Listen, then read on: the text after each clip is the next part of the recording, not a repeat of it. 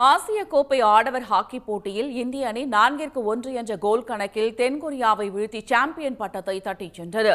இந்த வெற்றியின் மூலம் இந்திய அணி அடுத்த ஆண்டு உலக கோப்பைக்கும் தகுதி பெற்றுள்ளது.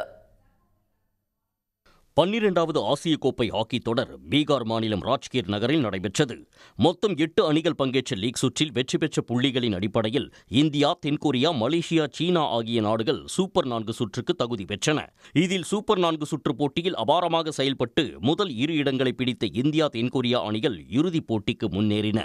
அதன்படி ரசிகர்களின் பெரும் எதிர்பார்ப்புக்கிடையே நடைபெற்ற இறுதிப் போட்டியில் இந்திய வீரர்கள் தொடக்கம் முதலே பந்தை தங்களது முழு கட்டுப்பாட்டில் கொண்டு சென்றனர். முடிவில் இந்திய அணி 4-1 என்ற கோல் கணக்கில் வென்று சாம்பியன் பட்டத்தை தட்டிச் சென்றது.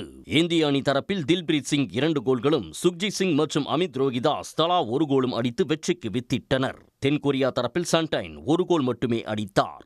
இந்த வெற்றியின் மூலம் இந்திய அணி அடுத்த ஆண்டு நடைபெறும் உலகக்கோப்பை போட்டிக்கு நேரடியாக தகுதி பெற்றுள்ளது. ஏற்கனவே 2003, 2007, 2017 ஆகிய ஆண்டுகளிலும் இந்திய அணி சாம்பியன் பட்டத்தை வென்றிருந்தது குறிப்பிடத்தக்கது. உடனுக்குடன் செய்திகளை தெரிந்து கொள்ள சன் நியூஸ் பெல் ஐகானை கிளிக் பண்ணுங்க.